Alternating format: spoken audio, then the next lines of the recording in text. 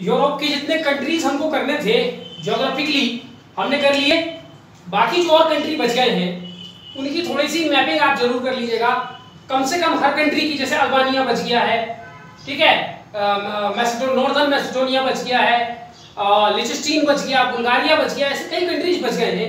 उन सारे कंट्रीज की कम से कम आप कैपिटल, उसमें कौन सा माउंटेन है, कौन सा रिवर है, ऐसा कुछ थोड़ा सा मैपिंग आप ध्यान से देख लीजिएगा, ठीक है। बाकी अब एक एक कंट्री हम नहीं देख सकते इंडिविजुअली, ठीक है। इसी के साथ अब हम कुछ और जानकारी यूरोप के बारे में देखते हैं। Important mountains of Europe. Europe के कुछ ऐसे माउंटेन्स हम देखेंगे जो एक से ज्यादा कंट्रीज में है।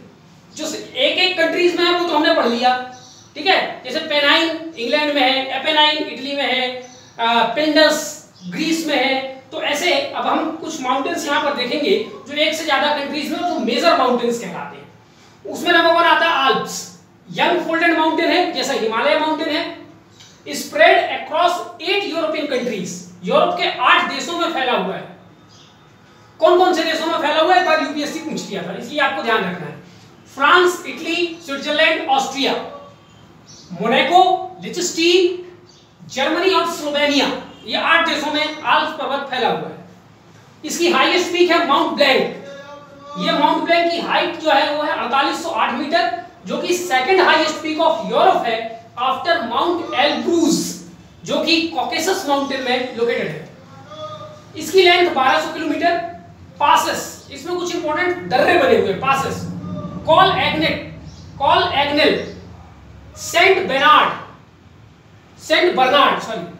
ठीक है, गॉथर्ड, मॉन्ट सेनिस, ये कुछ इंपॉर्टेंट पासेस है, बहुत फेमस पासेस है, आपको ध्यान रखना है।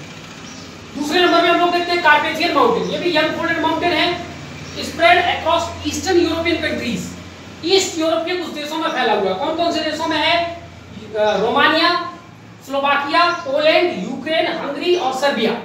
तो लगभग 6 देशों में, 1 2 3 4 5 6 देशों में फैला हुआ है।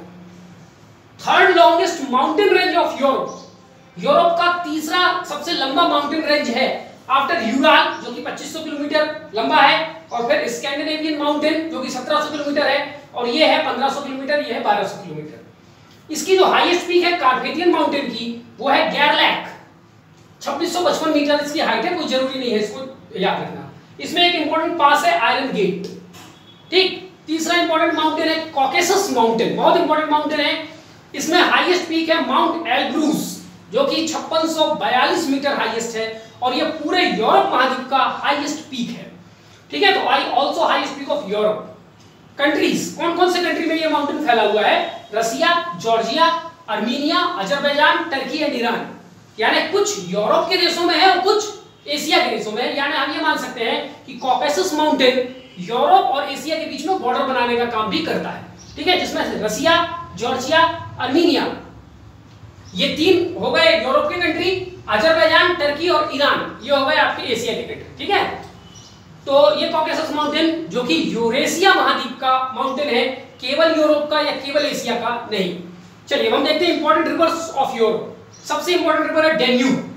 डेन्यूब का जो सोर्स है वो है ब्लैक फॉरेस्ट माउंटेन, जर्मनी की एक जगह है ब्रैग, वहां से निकलती है और 10 देशों से बहते हुए ब्लैक सी में जाकर के गिरती है।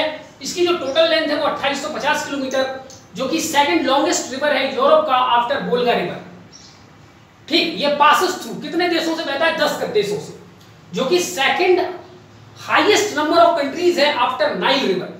नाइल रिवर दुनिया के सबसे ज्यादा देशों से होकर बहता है, वो 11 देश, जो कि अफ्रीका की एक रिवर है। दूसरे नंबर पे डेन्यूब रिवर, जो कि 10 देशों से होकर के बहती है, ठीक है। तो याद रखें कौन कौन से वो 10 कंट्री हम लोग वेस्ट टू वेस्ट देखेंगे। Germany, Austria, Slovakia, Hungary, Croatia, Serbia, Romania, Bulgaria, Moldova और यूक्रेन, इन 10 देशों से होकर के बहती है। इसके अलावा ये 10 देशों से होकर बहती है, और उनमें से कुछ देशों के बीच में ये नेचुरल बॉर्डर बनाती है। तो इट मेक्स बॉर्डर बिटवीन, कौन कौन से देशों के बीच में बॉर्डर बनाती है, स्लोवाकिया और हंगरी के बीच में, रोमानिया और बुल्गारिया के बीच में, रोमानिया और यूक्रेन के बीच में, और सर्बिया और क्रोएशिया के बीच में नेचुरल बॉर्डर बनाती है, आपको ध्यान रखना।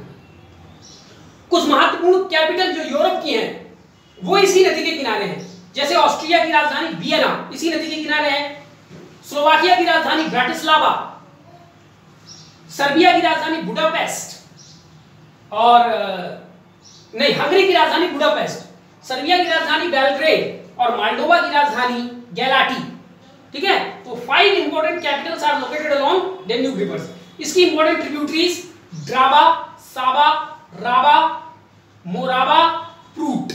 तो आखिरी में अगर भी ये आ जाता है तो समझ लो कि ये डेन्यूब की ट्रिब्यूटरी है। ठीक है, ड्राबा, साबा, राबा, मोराबा, प्रूट और भी ऐसे कई 27-28 ट्रिब्यूटरी हैं, हमें सारी ट्रिब्यूटरी जानने की जरूरत नहीं है। कुछ इंपॉर्टेंट आइलैंड्स इस रिवर पे लोकेटेड हुए हैं। एक है एडाकेल, दूसरा ग्रेट वॉर, तीसरा मार्गरेट। ये इंपॉर्टेंट आइलैंड्स हैं जो कि इस नदी पर लोकेटेड है, यानी रिवराइन आइलैंड्स है। इकोनॉमिक यूज, डेन्यूब रिवर का सबसे ज्यादा इकोनॉमिक यूज कहां-कहां होता है? नंबर 1 फिशिंग, यहां सैल्मन और क्रैब, इस वैरायटी की रिवर यहां मछलियां यहां पर पकड़ी जाती हैं। ठीक है, नेविगेशन में इसका उपयोग होता है, नौ संचालन में माल वगैरह ढुलाई का काम किया जाता है और हाइड्रो इलेक्ट्रिसिटी पैदा की जाती है।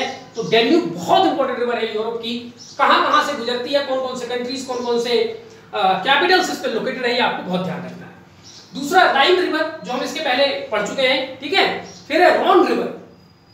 रॉन और राइन दोनों अलग-अलग रिवर है और रॉन राइन की ट्रिब्यूटरी नहीं है, याद रखना है। राइन की ट्रिब्यूटरी है रूर। रॉन एक अलग रिवर है जो कि स्विस आल्प्स, स्विट्जरलैंड के आल्प्स वाले भाग से निकलती है और 813 किलोमीटर लंबी है और जाकर के मेडिटेरेनियन सी में गिर जाती है। 2 देशों में बहती है ये और दोनों के बीच में बॉर्डर भी बनाती है, फ्रांस और स्विट्जरलैंड। इसके अक्रॉस 2 इंपॉर्टेंट सिटी लोकेटेड हैं, स्विट्जरलैंड की एक सिटी जेनेवा और फ्रांस की एक सिटी लियोन।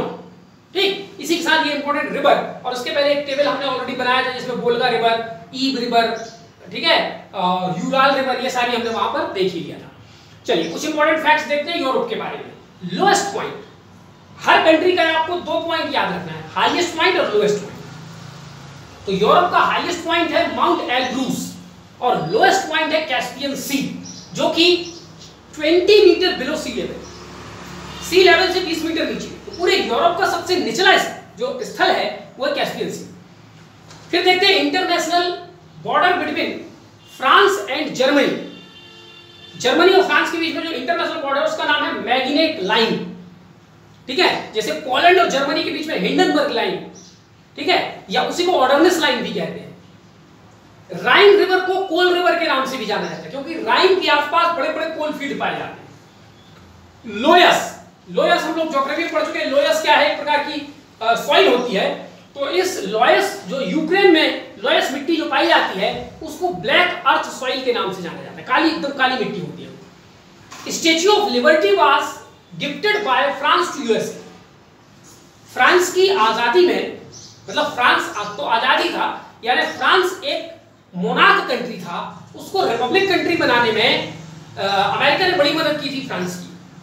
ठीक है, यानी फ्रेंच रिवॉल्यूशन में अमेरिका ने बहुत मदद किया था, इसलिए फ्रांस ने एक स्टैच्यू ऑफ लिबर्टी की मूर्ति बना करके और गिफ्ट किया था अमेरिका को। ठीक है, तो स्टैच्यू ऑफ लिबर्टी जो अमेरिका में है वो एक्चुअली गिफ्टेड बाय फ्रांस।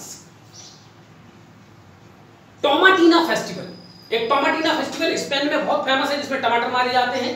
ठीक है, और जिंदगी न मिलेगी दोबारा फिल्म में दिखाया गया इसको। World's largest atheist country Sweden है। एथीस्ट हमारे दुनिया के सबसे ज्यादा वे लोग जो ईश्वर पर विश्वास नहीं करते, नास्तिक लोग सबसे ज्यादा दुनिया में स्वीडन में रहते हैं। लेटरन ट्रीटी, एक ट्रीटी है लेटरन ट्रीटी, 1929 में हुई थी। इसी ट्रीटी के हिसाब से वेटिकन सिटी को इटली ने स्वतंत्रता जो है वो प्रदान किया था, इंडिपेंडेंस प्रदान किया था।